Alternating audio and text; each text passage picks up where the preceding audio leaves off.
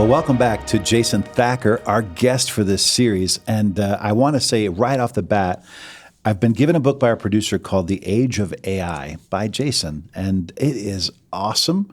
Now, full disclosure, I haven't finished it yet, but I'm so encouraged by the conversation, and that's why Jason's here for this series. Welcome back. Well, I'm really glad to be with you guys. We are glad you're here, all the way from Nashville, Tennessee, which for some of our international listeners is usually referred to as the country music capital of the United States.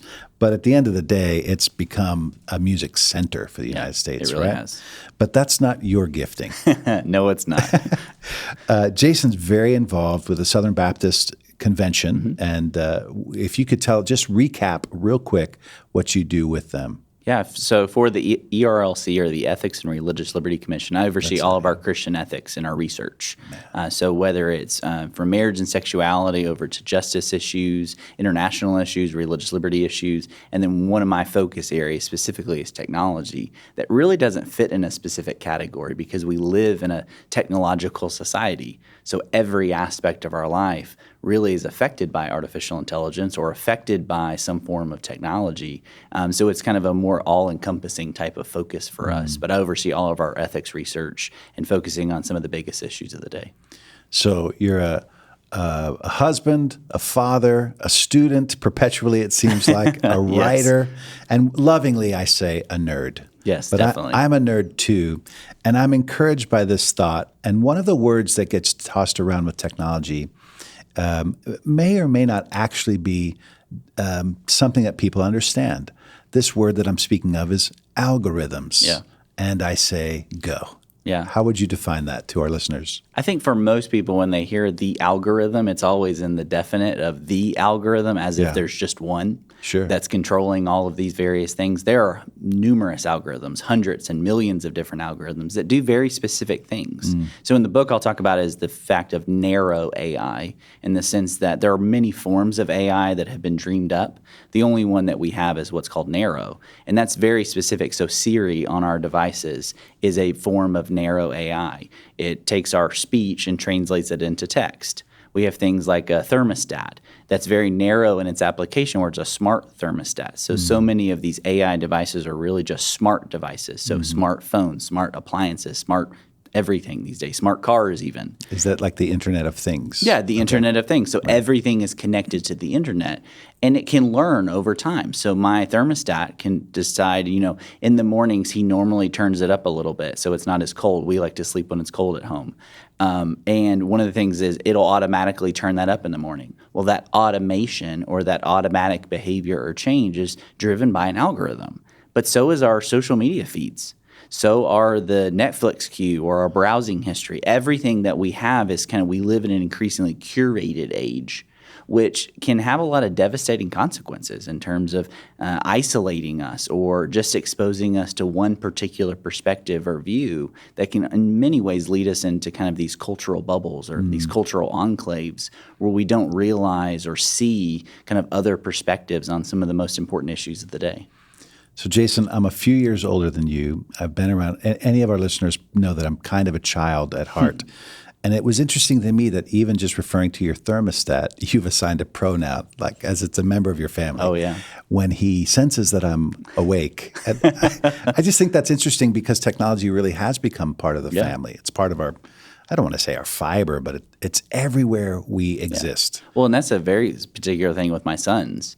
This is interesting, especially for younger generations. Yeah. I remember a day before these technologies. Of course, yeah. My children won't. So they're growing up with a HomePod or a Siri HomePod, and they talk to Siri all the time in the sense of, Siri, play this, Siri, do this. And I'm nervous to even say that on a podcast because someone else's device or one of our devices might wake up That's right. and start texting someone or playing music or what have you. But we live surrounded by these technologies, whether it's Alexa or Google or Apple or what have you, is these devices are all throughout our homes. They're all throughout our offices, really even throughout our cars and always on us. Yeah. I wake up and I pick up my phone almost immediately, or I put on my Apple Watch and it's always there with me. And so really, in some sense, we are always being listened to in some sense because you have these devices that are listening for that special word. And I won't say it because naturally everyone's devices will wake up. But these things is we're surrounded and kind of inundated by technology, specifically artificial intelligence. And often we just haven't taken the time to slow down and think about it, about the nature of these tools, how they're shaping and forming us, not just internally, but also the way that we view God, the way that we view other people as image bearers. And it's radically shifting the way that even the church does ministry in this digital age. And so that's one of the things, and my hope with writing the book was to cause people to slow down a little bit and to ask some of these difficult kind of big questions in order to better understand the nature of this age and the culture around us, ultimately so that we can, going back to Jesus' words of loving God and loving our neighbor as ourselves. Yeah. And you ask two questions as you're framing up this book. One of them is, who is God? Yeah. That doesn't have anything to do with technology in my mind. I mean, God can redeem what is made by man for good, of course, and technology can be good or evil. We established that in an earlier episode. But for you, that's a fundamental question. Oh, yeah. Who is God? And how does it relate to my daily living? Yeah.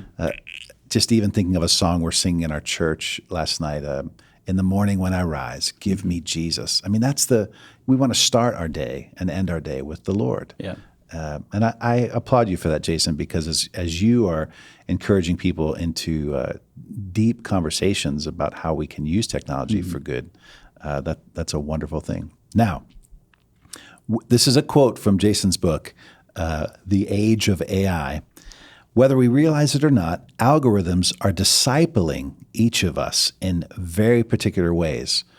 Give me some examples of how you see technology or algorithms at use in society. I think a lot of listeners, when they hear the word of these technologies or algorithms discipling us, seems a little strong. And what I mean by that is that it's shaping and forming us in particular ways. Sure. So discipleship, when we typically think of it, especially within the church, is that we're disciples of Christ. We're becoming more like Christ. Well, one of the ways that technology is, it's not always pointing us and shaping us in godly ways. It can be shaping us in deeply ungodly ways, or selfish and prideful and arrogant ways where we focus on ourselves. And so these tools are really shaping or discipling us. They're forming us. And I like to talk about it, especially in the nature of technology, in the sense that it's always with us. So for those who attend church or a member of a local church, you might gather together on Sunday morning for an hour or two, depending on how long your pastor goes. You might gather, if you're more traditional, you might have a Sunday night or a Wednesday night gathering. Sure. Maybe you have a small group that meets once or twice. Maybe you have some friends that come over. And then you add on top of that the nature of Bible study and prayer, like individual kind of devotional time. You might get up to 15 or 20 hours a week, maybe, and that's pretty generous, to be honest. What's with us all the time, 24/7? It's our technology, it's our devices. It's always with us. We spend obscene amount of hours sometimes in kind of engage in entertainment or on these devices, where I get that dreaded notification on Sunday morning, probably like most of us, that your screen time was up so many percentage this week. And you're like, get behind me, Satan. Like, I don't want you. I know that I spent too much time. I don't need a reminder of it on Sunday mornings. Sure. And so that's the nature, is that it's shaping, it's forming us. It's shaping the way that we view God, the way we view ourselves as what does it mean to be human, and even shaping the way that we view those around us, including the world. And that's why I say, when we get back to when we're talking about AI or artificial intelligence, technology, some of the most important questions seem disconnected. Is, who is God, and what is he like? And then what does it mean to be human? That seems really disconnected, because we naturally want to go right to the solution. Right. But what we need to do is ask some of these bigger questions, because that helps us to get to better solutions and better ways to think about the tools and how they're discipling and shaping and forming us when we ask some of these more fundamental questions. Let me ask you an example. If we talk about social media, that was a popular thing that came up in the last episode. If I align with a particular worldview, or I'm interacting with posts, how do algorithms play a role in enforcing my view as if it's correct? No, and this isn't just true in certain platforms that are known to be a little bit more divisive or politically driven. So whether it's Twitter, whether it's Facebook, Instagram, TikTok, it really doesn't matter. They're all using algorithms. And that algorithm is collecting massive amounts of data on you, not just about your profile picture and the words and the bio we put, or not just the things that we retweet or share or post or share on Instagram Reels, etc., but also the things that we engage with, the things that we may passively engage with, how long our eyesight kind of glances at something, how long we pause on something. Yeah.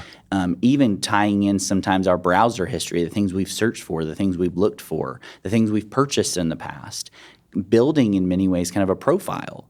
And what these platforms do is we often think that these platforms are free, and they are in the sense that we don't monetarily contribute to them. What we do is often we don't read them, but the kind of terms and conditions or terms of service, we just flip through those things as quick as possible. Oh, yeah. And even if you try to read them, though, on the side, it's so full of legal jargon that it's almost impossible to understand. But we immediately click agree and move on. But these tools, especially these algorithms, are using these points of data and this stuff that's been collected on us to market to us. Right. So naturally, everything we do online, in some sense, it's not free in the sense. It's free in the sense that we don't monetarily contribute, but it's not free in the sense that we are giving these companies something. Right. We're giving them data, and in turn, they distill that into a prediction. Or saying, you can reach 25 to 34-year-old men on this demographic and this age who are interested in X, Y, and Z in order to market to them. And that's how they make money. Yeah. These platforms cost immense amounts of money to produce and to maintain and to market. And the way they're doing that is through advertising. And so that's really, I think, one of the ways that algorithms we're starting to talk about is the way that it's shaping the things we view because they're intentionally trying to keep you on the platform longer. So maybe exposing you to more and more intense content or content that it thinks you will like in order to keep you longer, in order for you to see more ads. And the more ads you see, the more money you spend. And it's kind of this cycle that continually, in many ways, spins out of control. Right. And I think many of us, especially in the last year or so, are waking up to the fact that it's not just these big tech companies. I don't love that language because some of the biggest tech companies aren't included. Right. Some of the smallest, like Twitter, are included in big tech. But the idea is that the technology industry has an immense amount of influence over the things we see, the things that we experience, and even some of the things we do. But we often just don't take time to slow down and ask those really hard questions and to think about it, about how these technologies are shaping and discipling us. Yeah. I do want to applaud. There are companies out there that are making technology in ways that are useful to Christians. And for instance, I hope that if someone were to look at my screen time, they'd see that my Bible app is open multiple times throughout the day, or I'm constantly referring to it, looking for a scripture, which also enables me to highlight things and make notes, and just like I would have in the printed form of that sacred text, So there's so much good out there, and there's so much information that we could be learning from your experience. And honestly, Jason, we're just so glad that you're with us for this series. I hope that our listeners will check out Jason Thacker's The Age of AI. You can find it anywhere you can buy books. Is there an audiobook yet? There is an audiobook. You can get it on Audible. You can get it on christianbook.com. Check it out. Technology at its finest. So listen, we hope that you'll come back and join us for the next episode. Until then, God bless you.